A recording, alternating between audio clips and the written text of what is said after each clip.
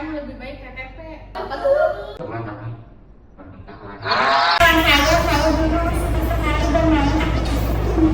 It's all gonna be good. Don't worry about nothing. Don't worry about nothing. Nothing now. It's all gonna be good. So breathe like you know you should. Yeah, breathe till you've understood. Until you're feeling like yourself again. Feel the sunlight on your skin. Keep your heartbeat beating. Go on, breathe in.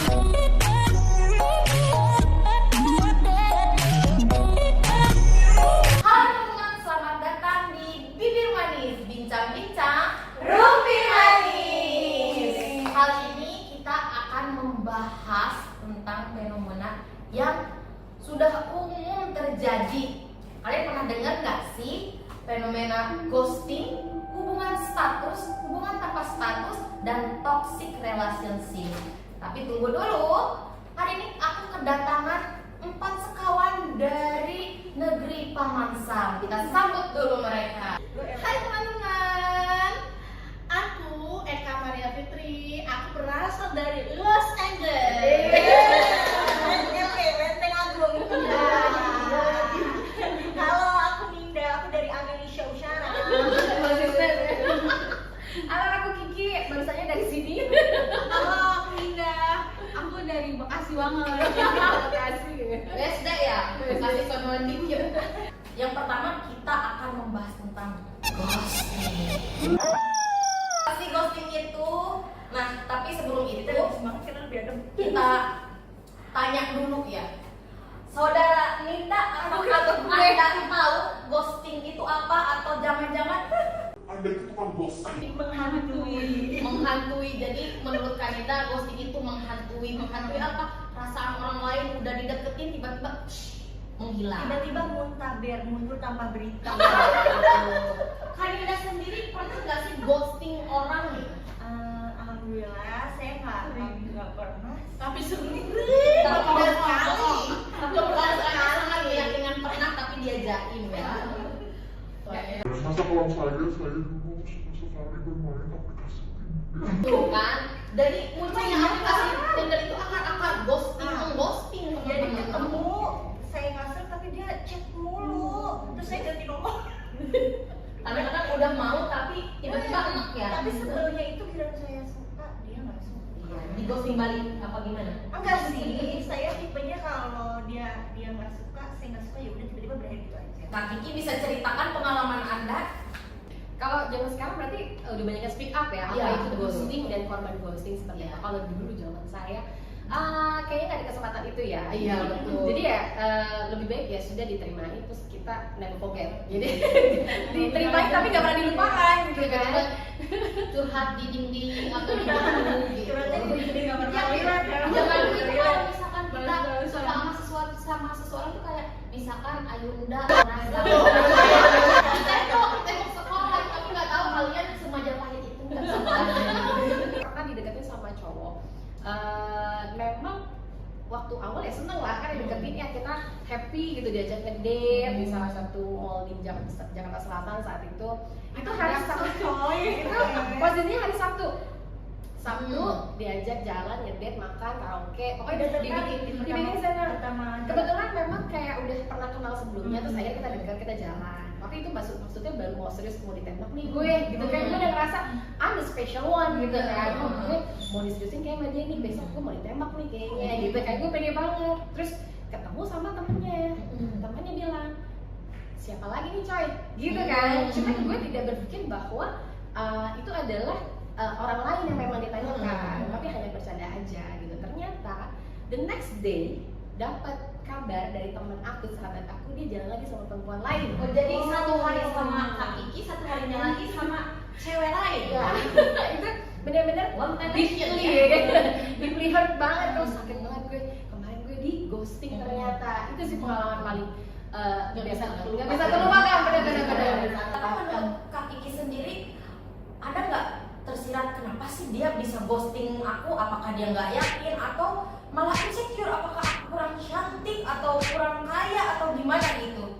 Sebenarnya kalau POV-nya dia tuh nggak tahu, nggak tahu. Tapi yang pasti dia sedang mencari pilihan. Benar-benar. Dia sedang mencari pilihan, itu aja sih yang aku tahu. Iya. Tapi ghosting itu memang membuat orang tuh bingung gitu. Kadang-kadang ada yang udah terbawa perasaan terus tiba-tiba menghilang, kayak susah mau move on susah, mau ngelupain susah, mau bertahan susah juga orangnya udah menghilang gitu. Kita akan membahas tentang hubungan tanpa status. Ngeri-ngeri nih, sakit nggak sih? Kayak kenal nih. Nah, aku tanya dulu deh sama Kak Indah. HTS ya sih Iya, katanya. HTS jadi Kalau sekarang. menurut aku tuh HTS ya udah tinggalin aja, nggak usah ribet-ribet. Nggak, kan cewek butuh kepastian. Kalau nggak pasti ya ngapain ditungguin? Tinggal itu coy. Dengerin.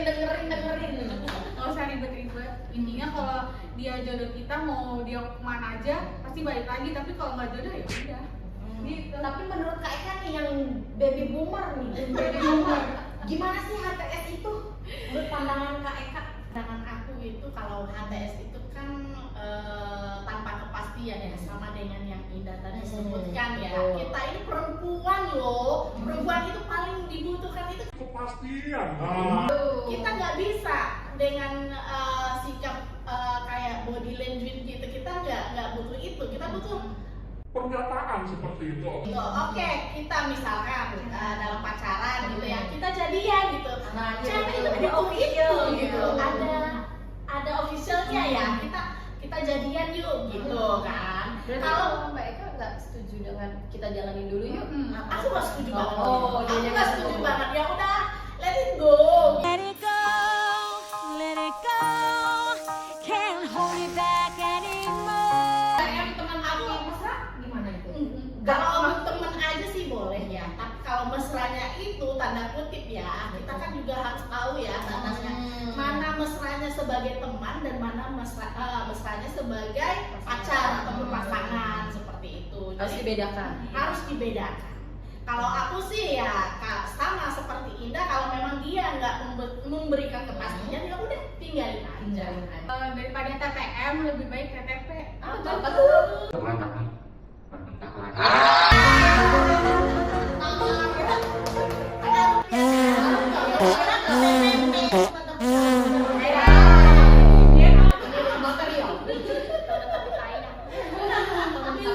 Teman tapi tak ayah.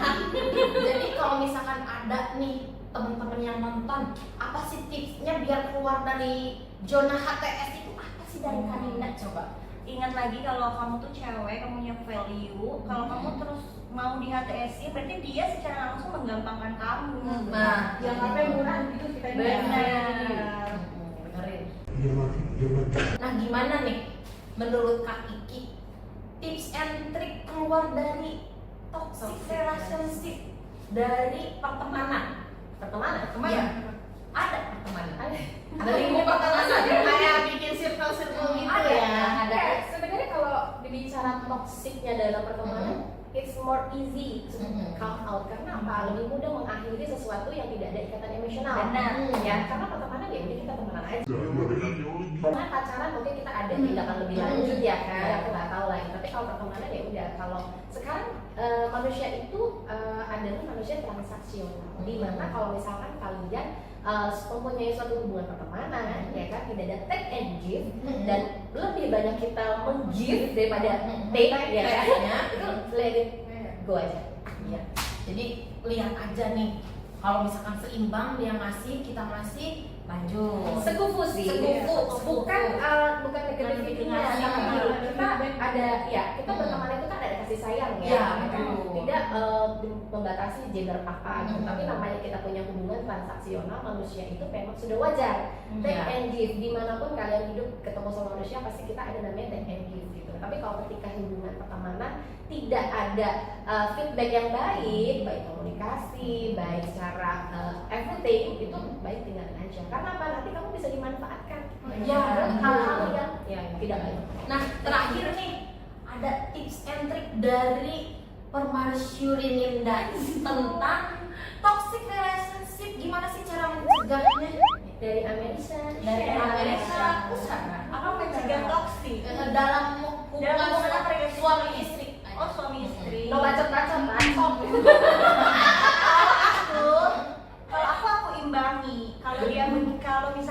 dia tingkahnya begini, aku tingkahnya begini juga, tapi tetap kasih penjelasan. Oh, Ke- mirror. kayak Mirror.